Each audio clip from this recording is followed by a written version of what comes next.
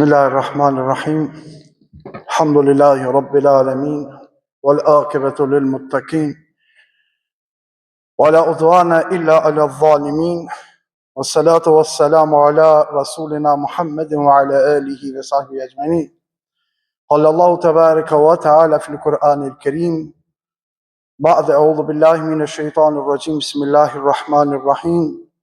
Ya bunayya dhhabu فتحسسوا من يوسف وأخيه ولا تأيسوا من روح الله إنه لا يأس من روح الله إلا القوم الكافرون صدق الله العظيم.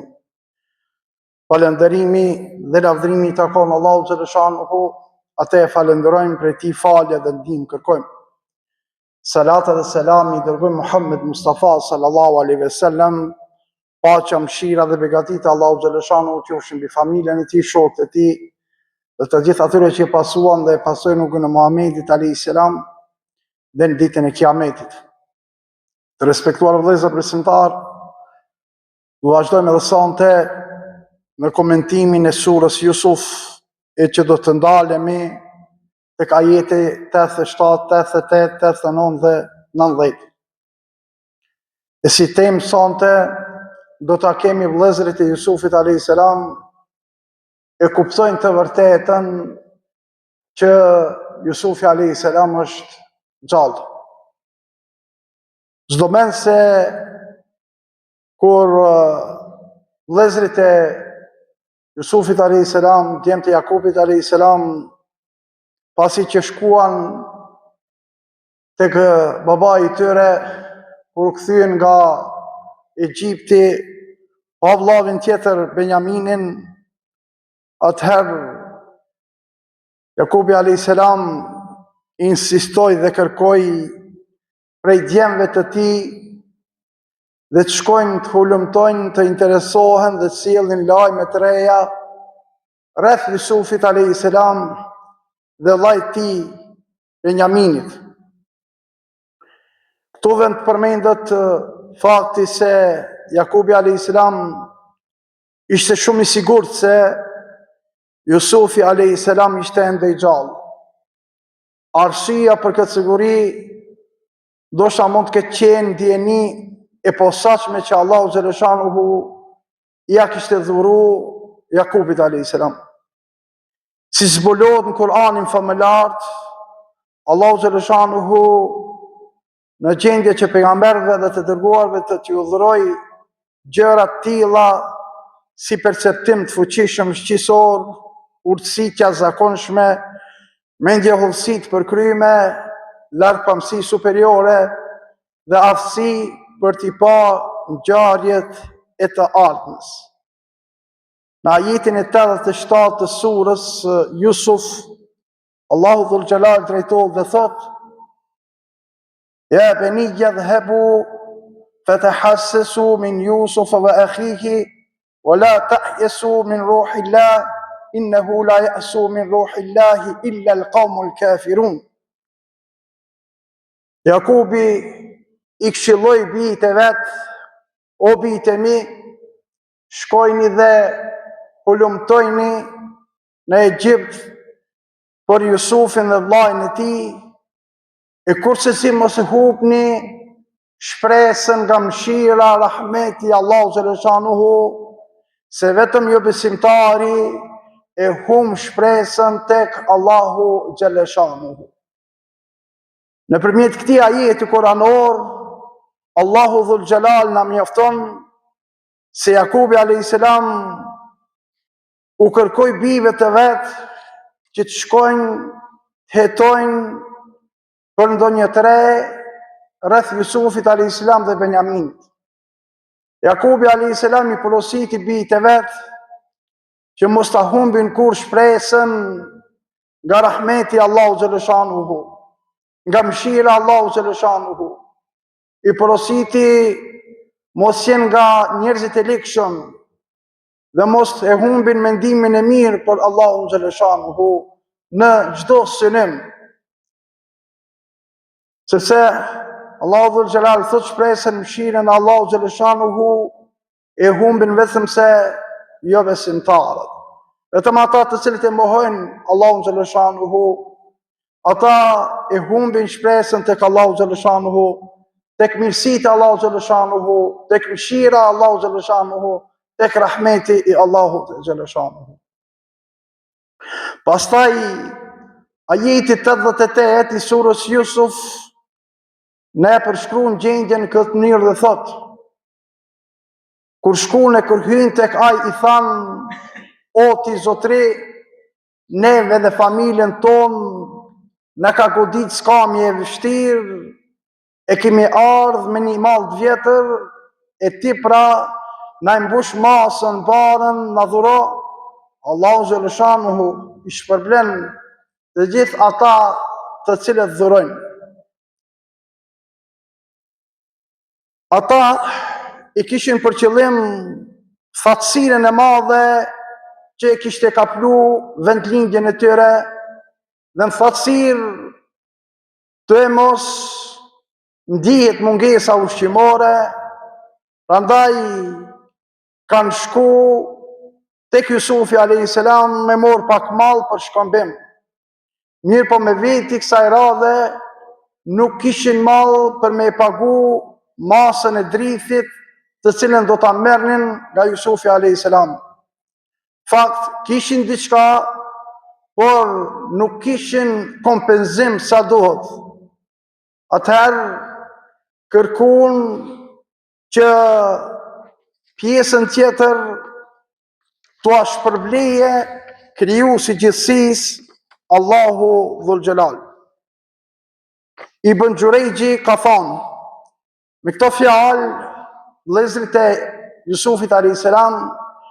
kishin për qëllim që t'ua kthente edhe vllain e tij.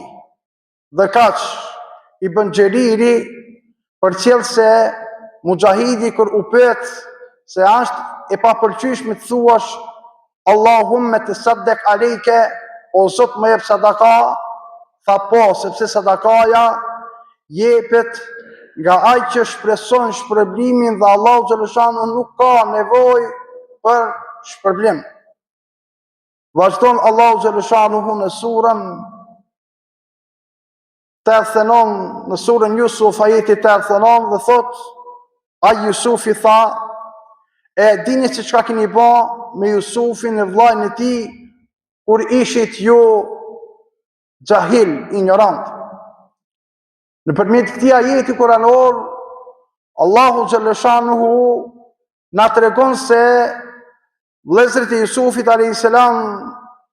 i treguan atij për fukarallokun, varfrin, skamjen e madhe gjatë viteve të thatësirës të cilën i kishte kaplu. Atëherë Jusufi a.s. e kujtoi babain Jakubin a.s. dëshpërimin e madh të Jakubit a.s. për humbjen e bijve të vet, me gjithë asaj skamje, ndërkohë që vetë Jusufi a.s. jetonte mes gjithë mirave dhe kishte këtë famë, pushtet, dhurum nga Allahu Dhul Xhelal. Jusufi a.s. u mbush me dhimbje, me rahmet, me mëshirë, me keqardhje për babain e tij, për vëllezërit e vet, derisa filloi edhe të qanë. Në ajetin e 90 të surës Yusuf, Allahu xhaleshanuhu thot: ata thanë, ati vet je Jusufi. Ai tha, unë jam Jusufi e ky është vllai im. Allahu na dhuroi shpëtimin, se ai që ruhet dhe bën durim nuk ka dyshim se Allahu xhaleshanuhu nuk e humb shpërblimin e punëmirëve. Vëllezërit e Jusufit a.s. u habitën se si Jusufi a.s.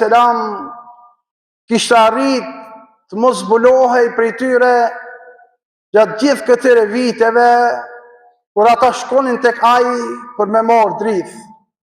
Allahu xhaleshanuhu na bëri mirësi, tregoi mëshirë me ne, kur na bashkoi pas gjithë asaj ndarje të gjatë e të dhimbshme.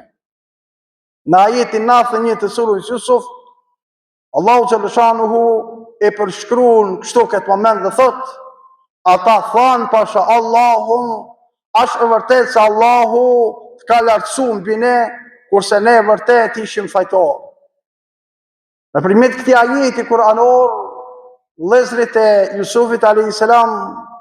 e pranun mirësinë e Jusufit a.s., pranun gradën e tij të lartë të cilën e kishte, gradë të cilën kishte ngrit Allahu Dhul Xhelal, qoftë me bukurinë e fuqinë trupore, qoftë edhe me moral e pushtet.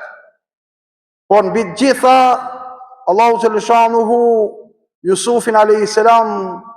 e bëri dhe e zgjodhi pejgamber.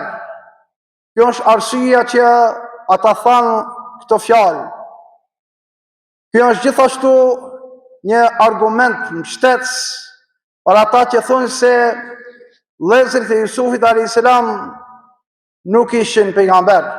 Ata pranuan edhe gabimin e tyre për zullumin, padrejtësinë që ja kishin bërë Jusufit a.s. Në ajetin në 92 të surës Jusuf, Allahu Dhul Xhelal e përshkruan fjalën e Jusufit a.s. në këtë mënyrë dhe thot, ai tha, sot nuk ka qërtim kundër juve, Allahu Xheleshanu ju falt juve, Allahu është më mëshirues i mëshiruesve. Në fjalë tjera, Jusufi a.s. u bëri me dije se sot nuk ka qërtim, nuk ka ndëshkim, nuk ka hakmarje, unë ja u fali dhe u ambloj këtë gabim që ju e kini bën.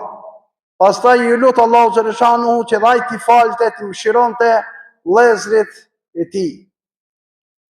Në ajetin e 93 të surës Jusuf, Allahu Xheleshanuhu gjithashtu e përshkruan edhe një moment tjetër ku thot, ju shkoni me këmishën time dhe hidhnja atë babait tim ftyrë, ati do t'i kthehet të pamurit, e pastaj ejani tek unë me tërë familjen time.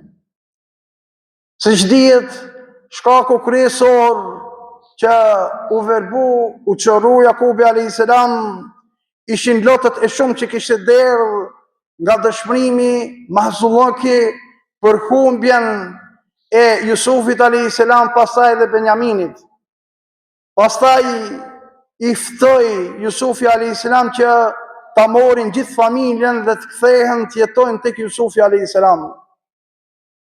Çdo men se edhe këto ajete i kanë mësimet dhe mesazhet të cilët duhet secili prej nesh të i mësojmë dhe të i kuptojmë. Për mësimeve dhe mesazheve nga këto ajete ose nga kjo ngjarje mund të veçojmë. Pika e parë, parashtrohet pyetja se kush e mbajti këmishën e Jusufit a.s. Disa transmetime për cilët se Jusufi a.s. ka thonë, ai i cili do ta marrë këmishën time, do t'ja çojë babait tim, do t'jetë po ai që e ka mbajt këmishën time të përgjakur, mënyrën që në zemrën e tij të hije gëzimi, pasi ja kishte mbushur me pikëllim dhe dhimbje më parë.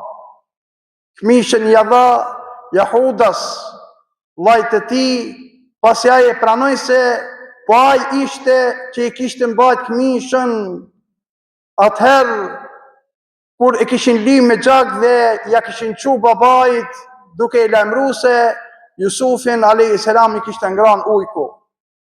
Ky reagim i Jusufit a.s. tregon se pavarësisht angazhimeve të tij të shumta dhe lodhjes së përditshme, ai nuk neglizhonte që të merrej me gjërat e vogla që kishin lidhje me sjelljen morale. Jusufi a.s. dhe pozita e tij e lartë.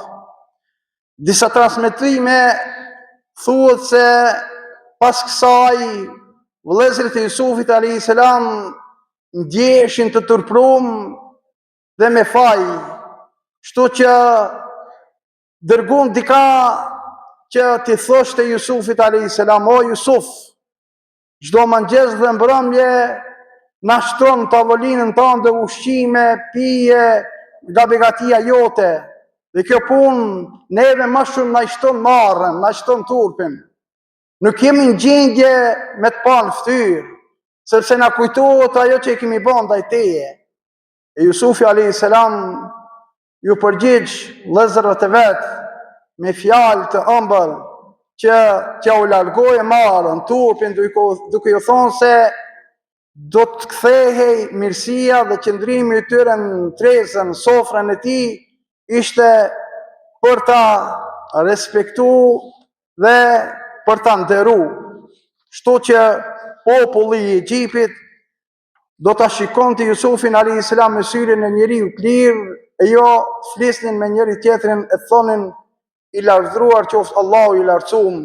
Ku e ngriti sklavin, robën e vet me lirë, 20 dirhem e bëri ministër. Do me thonë, shikone se çfarë bëri Allahu dhul xhelal me robën e tij, se si shpërblej. Ai u ble në treg me vlerën 20 dirhem e tani ka arritur majet më të larta shtetërore. Falënderimi për triumfin.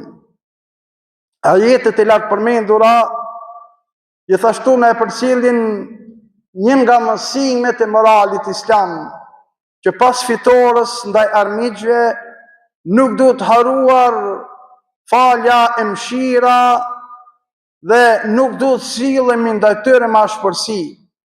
Vëllezërit e Jusufit a.s. e patën trajtu shumë keq atë, aq sa e quan deri në qytet, deri në dyrë të vdekjes. Sikur mos ta kishin përfshi mëshira dhe kujdesi Allahu xhaleshanuhu, ai nuk do të mund shpotonte nga i vend ku e patën hedh vëllezërit e tij në fund pusit, fund bunarit. Përveç kësaj, nuk mund të harohen edhe dhimbje dhe fatkeqësi që i kishte duru Jakubi a.s. babai. Por tani ata qëndronin së bashku përpara Jusufit a.s. dhe ai ishte një udhëheqës i përulur që ndonse kishte në dorë forcën dhe pushtetin, u soll me shumë dashamirësi, me bujari, me vëllezërit e vet, të cilët i kishin bë dëm. Si që dim edhe pejgamberi sallallahu alaihi wasallam, kur është provu në shumë situata të tilla të vështira, për shembull kur e çliroi Mekën, atëherë Muhamedi sallallahu alaihi wasallam u atheu putat e tyre, i shkili me kam magjit dhe me madhësitë e tyre, siç transmeton edhe Ibn Abbasi se pejgamberi sallallahu alaihi wasallam ka shku pranë Ka'bës dhe e hapi derën e saj. I dhujtarët ishin mbledh rreth tij dhe po prisnin që t'i gjikonte, por pejgamberi sallallahu alaihi wasallam e tha një fjalë i cila është shkruajtur me shkronja të arta dhe do të ekzistojë deri në ditën e Kiametit. Falënderimi i takon Allahut të lartësuar që e vërtetoi premtimin e tij, që ja bori të mundur robërit e tij t'i shkatronte i vetëm të gjithë ushtrit dhe na i dha fitoren. Pastaj ju drejtu Kurejshve duke i pyetur: o Kurejsh, çfarë mendoni ju tash për mua? Ata të gjithë i thanë: gjitha të mirat, je vlla bujar dhe djalë i vllait bujar e të drejtë. E pejgamberi sallallahu alaihi wasallam tha: unë po ju them ashtu siç ka thonë vllai im Jusufi alayhis salam vëllezërve të vet. Sot nuk kam qërtim dhe sot nuk kam kurrë çfarë ndëshkimi. Vëllezër të ndershëm besimtar, kjo ishte momenti në të cilën e përshkruan Allahu xhaleshanuhu për vëllezërit e Jusufit alayhis salam, të cilët e kuptojnë në takim të vërtetën se Jusufi alayhis salam ishte mbet tallë. Ne do të vazhdojmë inshallah nëse vrama me pjesën tjetër dhe netëve tjera që na kanë mbet. Tash derisa të thirrë ezani, do ta bëjmë një dua të hatmës, se kemi përfundimin e hatmeve të Koranit, andaj edhe kanë porosit disa njerëz që të bëhen duaja e tyre. Inshallah Allahu xhaleshanuhu ua ban kabul hatmët. Inshallah vazhdojmë me këtë hatme edhe në këto 10 ditësh e fundit, sepse kemi porosin nga pejgamberi sallallahu alaihi wasallam që ta xhallërojmë 10 ditësh e fundit me ibadetet tona, me leximin e Koranit, asesi mos jemi nga ata të cilët ne tash ta neglizhojmë se jemi lodhë, e di jemi lodhë 20 ditë, tash këto 9 ditë duhet ta lojmë, përkundrazi, tash duhet jemi më gjallë, përkundrazi tash duhet ta kemi më tepër angazhimin tonë në ibadetet tona.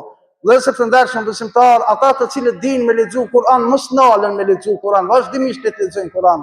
Ti shtojmë sadakat tona, vëllezër të ndershëm besimtar. Ti shtojmë dhikret tona. Kërkon e ka thënë natën e Kadrit 10 ditëshin e fundit, në netët 8, 21, 23, 25, 27, 29. Andaj vëllezër të ndershëm besimtar, ti gjallojmë shtëpiat tona. Ti jemi nga ata të cilët vazhdimisht e falmi namazin 2 rekat namaz natë, 4 rekat namaz natë. Ta shtojmë dhikrin ton, ti shtojmë sadakat tona, ti vizitojmë fukarat, krejt këtë ta bëjmë fshetazi. S'ka nevojë ta more vesh bota se unë pe fali namazin e natës. Ose s'ka nevojë ta more vesh bota se unë jam të dhon sadaka. S'ka nevojë ta more vesh bota se unë jam të lexoj Kur'an. S'ka nevojë ta merr vesh bota se unë po bëj dhikr. S'ka nevojë kërkush ta more vesh se unë jam musliman. Nuk ka nevojë për reklam, sepse nëse i bojmë për reklam, te reklama i gjejmë. Droj që nuk do të kemi kur gjonë në ahiret. Nëse i bojmë për reklam, në reklam i kemi. Andaj, sa më fshet të bojmë dhe një ibadet. Ashtu si që kemi qef, vëllezër të ndershëm besimtar, askush i prej neve, nuk ka qef gjunahin me bo publikisht, apo ki qef me mshe. E po edhe punën e mirë msheje. Edhe punë të mirë ati mshemi, vëllezër të ndershëm besimtar. S'paku një punë të mirë, bere në këtine 10 netve, ta bojmë shiftazi. Që ta di vetëm Zoti dhe robi. Sahabët vëllezër të ndershëm besimtar. Sahabët u çoshin natën e falsin namazin e natës sa që bashkëshortja nuk e shihte se a çu me fal namazin e natës. Çash më çaf të falshin. Edhe ne shembull më të mirë kemi sahabët e pejgamberit sallallahu alaihi wasallam.